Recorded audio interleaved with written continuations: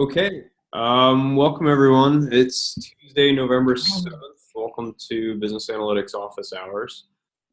Today we are speaking with Tracy McMenimon and asking her a bit of questions about business analytics and her career in data analysis, project management, and everything else she's gotten involved in. So Tracy, welcome. Thank you for taking the time to join us. Oh, thank you. Glad to be here.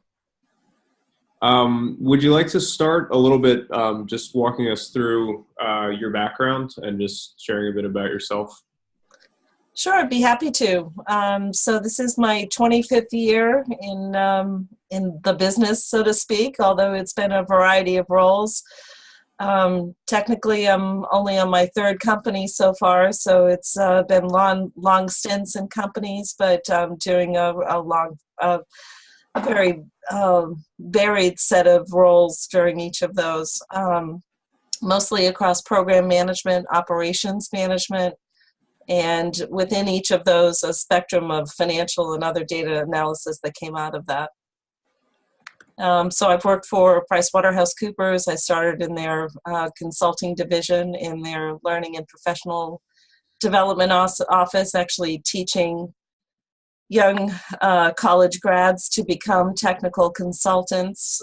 We actually put them through a long 6-month course in programming, basically. So that's where I learned SQL and C and a variety of other languages. Even back in those days, we were actually teaching on the mainframe as well. So we had to teach them a bunch of things. And typically what they found in the consulting space was that it was better to take, not take technical folks, but really hire people, just smart people, and teach them, they basically had consulting skills, but we taught them to be programmers and taught them to be technical, and turned out some really great technical consultants.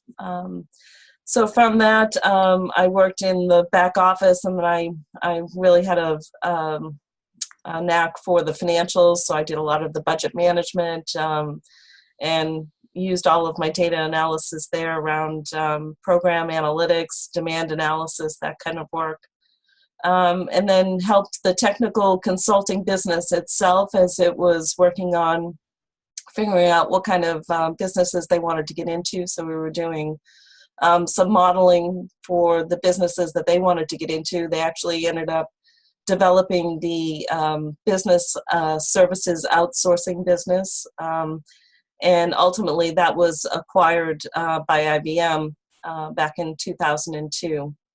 So I went over as part of the acquisition into IBM and continued really in that business outsourcing, really the services outsourcing, so all of the back office services.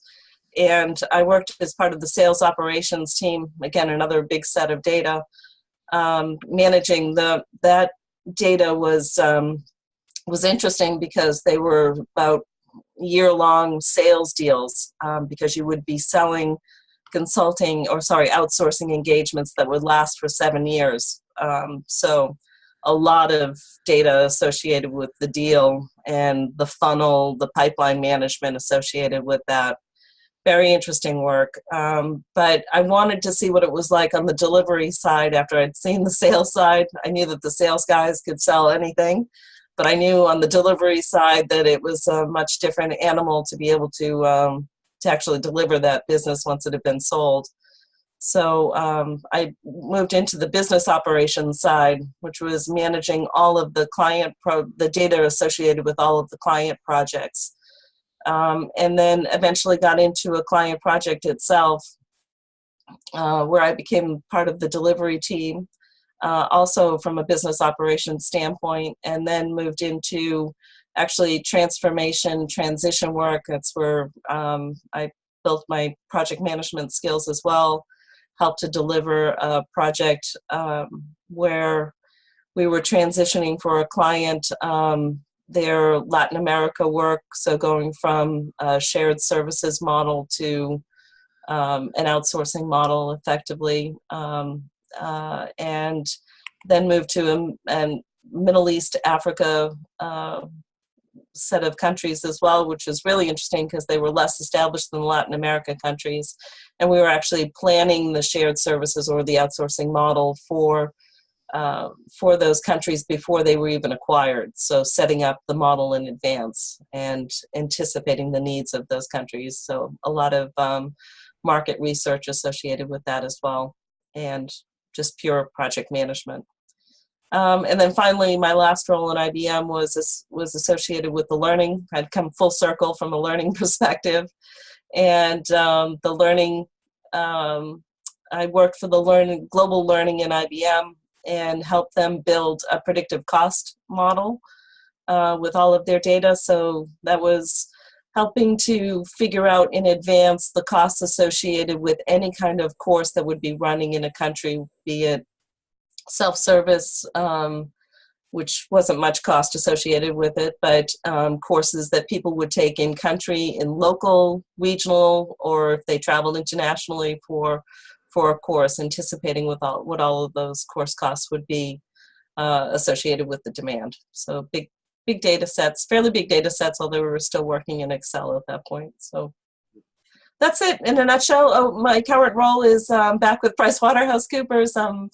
Now actually a contractor. I'm in the gig, part of the gig economy these days, and I'm working as a contractor for doing IT project management, but it's really interesting because now I'm in the data management space, and this project is a global project worrying about all of the data privacy. So any of the data that PwC acquires, either itself for its employees, for its clients, or through its suppliers, making sure that it's compliant with the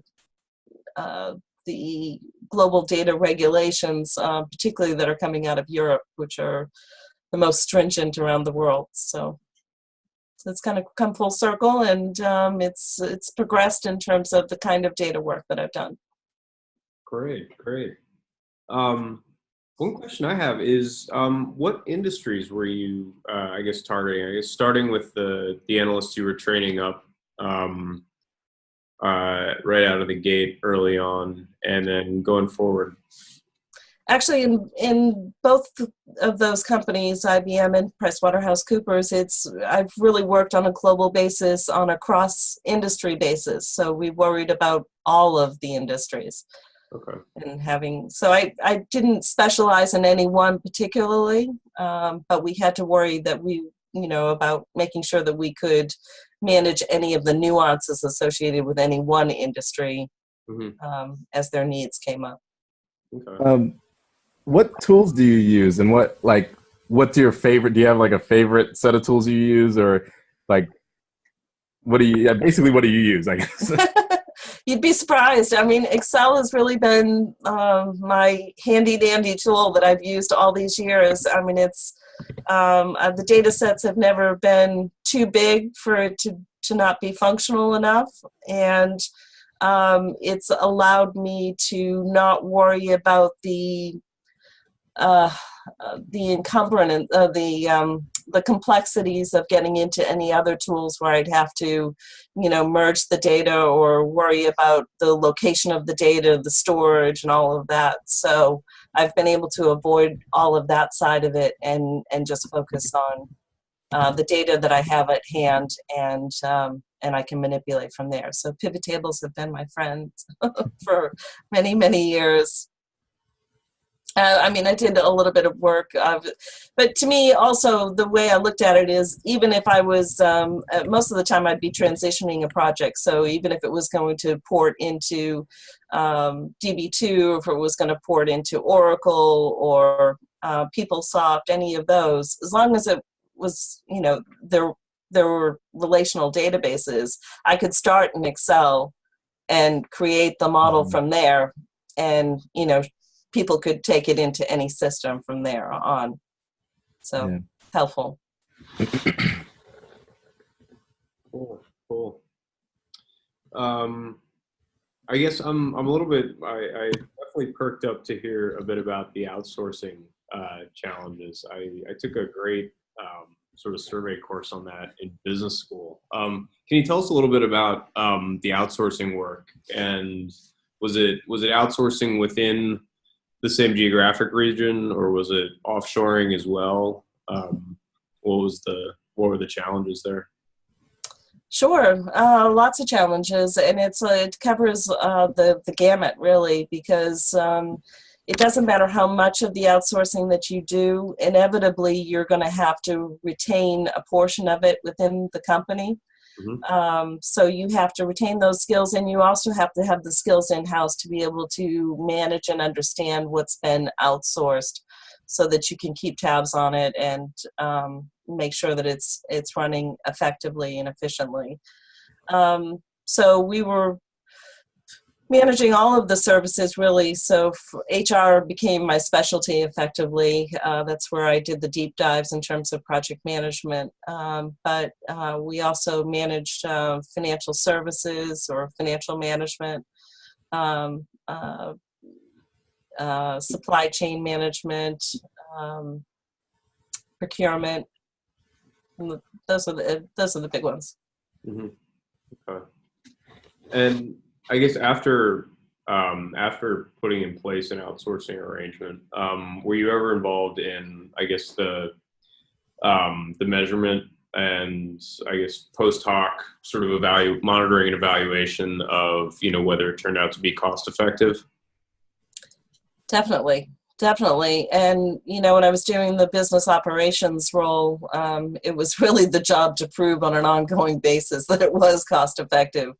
And the challenge probably the biggest challenge with those outsourcing deals is that you have to save money from the very beginning, and it's not an equal amount going forward. So you have to continually improve. You are forced to improve and to show savings year on year. So that's a big challenge, because the client wants to have scope creep, right? They continually want to give you more and more to do, especially if the team is proving themselves and they're proving capable, the client wants to give them more. But at the end of the day, the contract is that you're supposed to be reducing your cost to them year over year. So you've got to learn to do it efficiently. So that was probably the biggest challenge. At the end of the day, you have to get to more and more automation, so that you can, bring more and more efficiency into the delivery centers. Mm-hmm. Okay. Cool. And it got to the point where it was a big global client, and we had delivery centers in strategic places around the globe, and we had actually started to coordinate those delivery centers as well, so that the client could have a follow the sun model, that whatever question they had in any part of the world, there would be a delivery center that could answer their question. And that raised a whole bunch of data privacy questions, because then you had to be sharing that data across all of those data centers. And, it was probably one of my biggest headaches was data privacy at that time, because, the business controls people were always making sure that and the European regulators were always making sure and asking what was going on with that data. We had to be able to prove it. And it was a challenge even for our controls people to keep up with that. So I was a bit reluctant to go into a data privacy role again, but here I am. Sorry, go ahead. No, can you explain what a follow the sun model is? I've never heard that term before. Sure. It's basically that you are providing service whenever the sun is up in wherever your client is, right? So if you are catering to an audience where your client is, say, the East Coast of the United States, then the delivery center that's going to help them is going to be probably Eastern Europe or Western Europe was too expensive. Eastern Europe, right? But they have an overlap in time zones, so they would take them for the first part of the day, and then India would come in. They'd have people come in earlier in India, take them for the afternoon. you know, and then Yeah, Asia Pacific. But then if your client is all over the world, your data centers have to be able to manage all of those people wherever the clients are. yeah. So global clients, global global delivery centers. Yeah. And what would be your job titles? Like if you were looking like, I don't know, on Indeed or whatever, and you're like, that matches the job I do. Would it be business analyst? Would it be data analyst? Would it be what would it be? That's a really good question.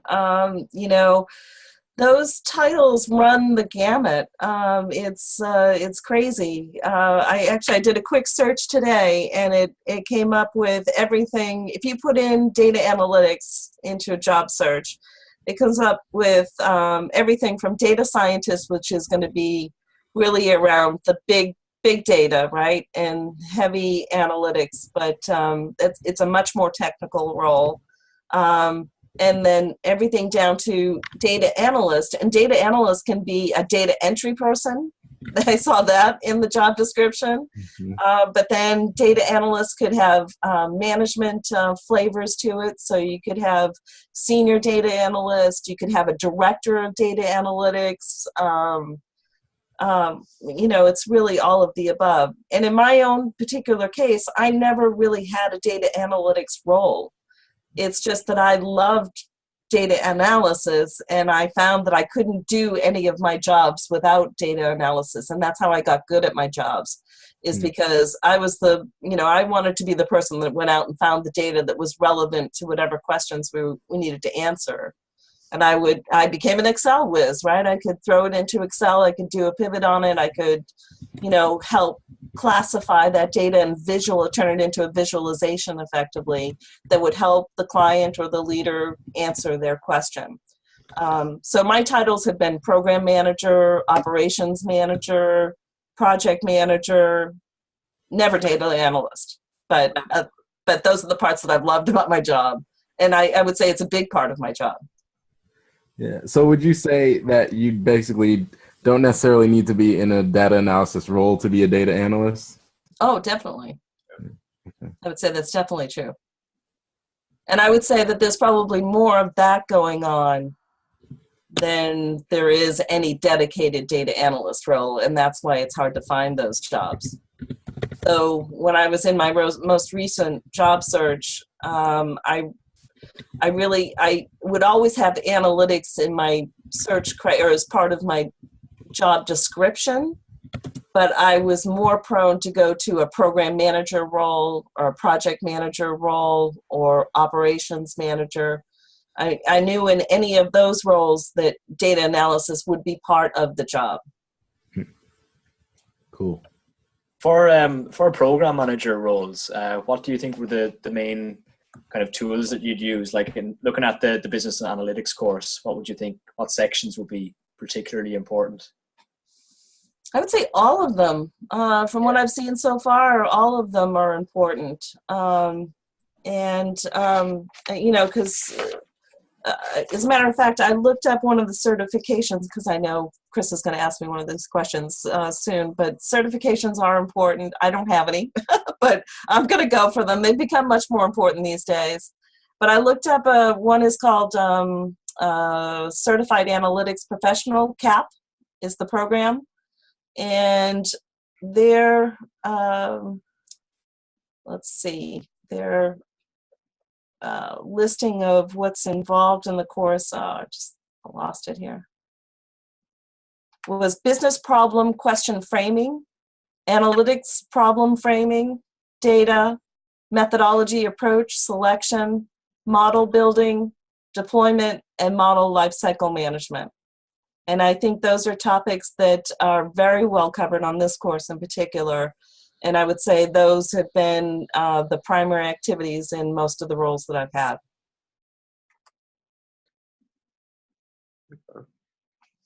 Cool. You mentioned a bit about visualization a minute ago. Mm-hmm. Tell us a bit about some of the presentations you've done, I guess, particularly in any like high stakes situations where you had an uphill battle convincing the audience. That's a good question. let's see, which one would I use?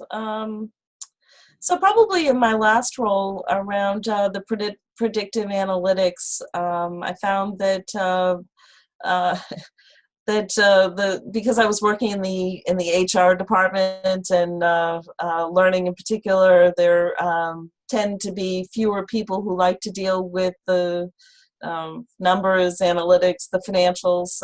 So convincing them that that there was a path to be able to predict the data more quickly. There was a path to actually bring in the data. They understood the data, but didn't understand how the data could be connected to tell the story. So actually selling them on being able to pull that model together and then proving to them that that what I was predicting was actually telling the right story. Okay. It is a challenge. But then in terms of the presentation, it's a very much an iterative approach. You always want to, you always have to be prepared to show the data in several different ways, and it has to be a consultative approach with the client, I believe. You have to, that's why I've said in the past that you always want to make sure you document your assumptions, that your assumptions have to be documented as part of your presentation. You actually have to walk your client through what those assumptions are, get their buy-in and agreement on the assumptions. If you're lucky, you can actually have some brainstorming sessions with the client in advance to actually get to some of those assumptions so that they don't just, you don't want to be showing them those assumptions cold either in a high stakes situation where they cut down those assumptions. You want that buy-in early, actually be able to show them some of that data early. That's the iterative approach. And then ultimately they're trying to sell their bosses, right? So you're going to go through multiple presentations to show them, what they think they're looking for, or prove them, that there might be some other nuance to it. And, together you get to a reasonable solution that they're comfortable presenting to their higher ups. Okay. Do you like how detailed do you get in your presentations? Do you ever are you like, we used Bayes' theorem here to do this, or are you just like, here's the probability? Oh no, I never get into the actual calculations or any of that. And it was never that sophisticated, frankly. Frankly, the bane of my existence was the fact that, I'd have to do a pivot table in Excel and copy it into a PowerPoint again and again and again and again. Like, that became my biggest skill set, was the transfer from Excel to PowerPoint, and you think there must be more to my career than that. But I talked myself out of that eventually by saying that, that is effectively the visualization, right? You are doing the synthesis of that data, and you're presenting it in such a way that it becomes a nice, easy chart. Yeah. And there are not a lot of people that are comfortable. They are comfortable going from Excel to PowerPoint. And the trick is that you've got to make it as simple as possible once you get to PowerPoint. So, because, look at these days, the best charts, it's not death by PowerPoint anymore, right? The best charts these days are the ones that say very little and that are just a few graphics. It's hard to get to simple, but it's important to get to simple. So I would say PowerPoint was my next biggest challenge. Cool. Okay, so on that note, in terms of advice for career seekers, job seekers, career switchers, and folks who are moving into analytics roles, can you tell us a bit about what you look for when you're hiring, and advice you'd have for people doing the job search today? It is a challenge, I have to say, because of that continuum I talked about in terms of all different types of job roles that are out there, that you really have to be persistent and aggressive in terms of looking for those. So it does depend on the type of job that you're looking for. But I think the trick is to figuring out the skill sets that you want to use and then marketing yourself in that way. Using those keywords are really important. And I would say that that experience is very important, especially to the hiring managers out there, is particularly within your specialty. And how do you get to that experience without, before you actually get to the job? I'd say, you have to go look for it. Try to find a way within your current job to do the work you want to do, and try to sell your managers on why it's important for them to have it. And that's how you can start to build that skill. I always started to do the job I wanted to do in the job I had, and then talk them into letting me go. Getting that next job convincing, and it's hard because once you make yourself valuable to the team, if you're presenting that data, this is the other thing I'd say, is that look for those jobs that nobody else wants to do. And because that's where you're going to become valuable on the team. That's where they're not going to want to replace you. And that was probably one of my biggest challenges, was getting out of the roles, because I was doing those things that people didn't want to do, got good at those things that people didn't want to do. And then to get out of the roles, I would talk them into, I would give them a long lead time. I'd say, I'll hire the person to replace me. I'll train them as we're going through, as long as you'll let me go by this particular date and give me some time to find another role, or find that role and then negotiate to leave that role. So, look for the things that nobody else wants to do. Experience in the specialty is important in that particular, especially experience in the specialty, experience with consulting, experience with project management, really showing the repeatability of skills, right? So proving that you can do data analytics in any of those jobs, or prove how you've done data analytics in any of the jobs that you've had.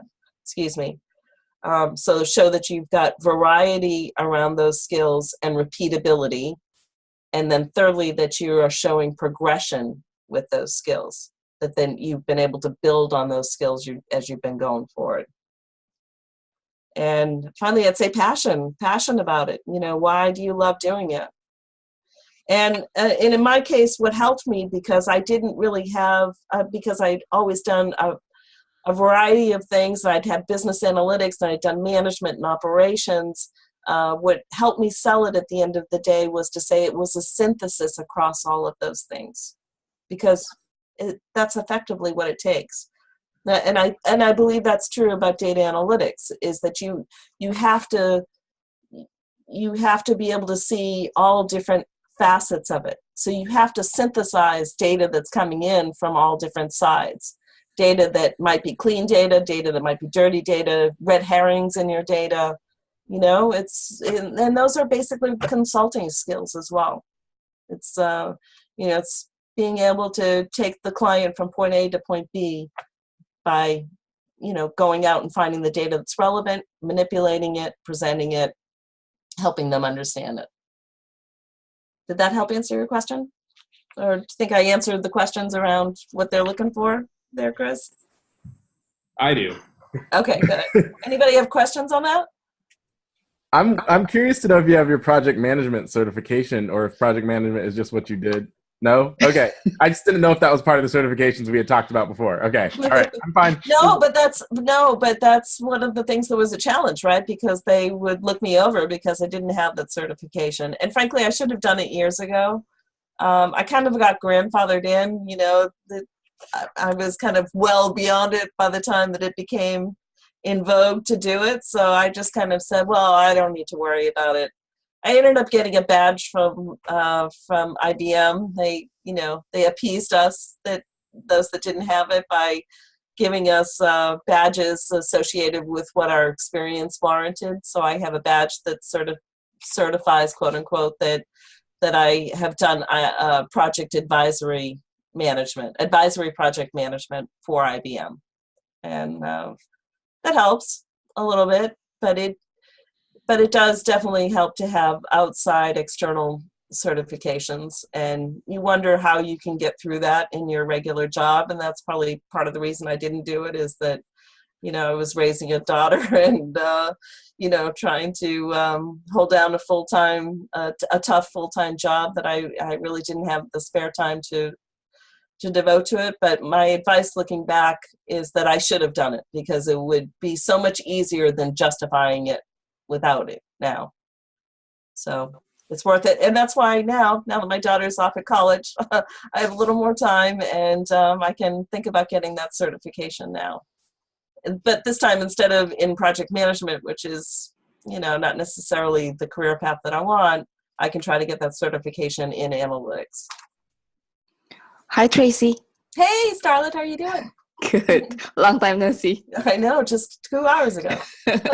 So you said the certification was the Certified Analytics Professional. That's the one that you mentioned? Yes. Okay, got it. And beyond this course and beyond having access to you and other students, is there any website out there that is a go-to resource for you for business analytics, anything business analytics? It's such a broad topic. No, the thing that you and I talked about is, using LinkedIn to kind of follow people that are specialists in the field. I think that's an effective thing to do rather than just one website. I think you want to glean the experience of all the analytical professionals out there. So when I started to do the research in LinkedIn, I stumbled across TWDI, I can't remember the name of it, one of those. It's in my profile on LinkedIn. But they do lots of conferences, and, it's all kinds of analytical professionals, but they run seminars that are free through the web that have been really informative. And those tend to be more on the data science side, but it gives you, it has been giving me, information about what's happening in that side of the industry, basically. Okay. And then from there, I see what their references are. I can then find those people that are their references or their websites that they reference, look at those, and then, just builds the network of knowledge from there. Got it. Good. Any other questions? I don't have a question, but there's a marketing research magazine called Quirks that is free. It's not necessarily I'm not sure I'd call it a data science thing, because it's really heavy into marketing research, but it covers a lot of the same ground. Like, they kind of overlap a lot. So if you wanted to check out Quirks, I don't know if you're into marketing or not, but if you wanted to check out Quirks, it's really big in marketing. As a matter of fact, she is, right, Starlet? I actually am. Yeah, that's there you go. Great. Thank Great. That's right, because you and I talked about with your job trying to find some benchmarks for your industry, right? Exactly. So that sounds like Yes. a great place for it. That would be a good one to start too. Yeah. Thanks, Ken. It's helpful. Okay. Cool. Well, we are at time. They cap these calls off at 30 minutes. Are there any other questions for Tracy while we have her? All right. Well, Tracy, thank you so much for making the time to talk to us. It's really it's a treat to get to hear about the variety of work you've done, and the different areas, and all the different challenges, from the delivery to the evaluation to the management piece as well. So thank you. My pleasure. Cool. Cool. And I think I'll sign this off. And everybody, thank you for coming. And we will see you again next week. Thanks, Sounds good. everyone. Bye-bye. Good night.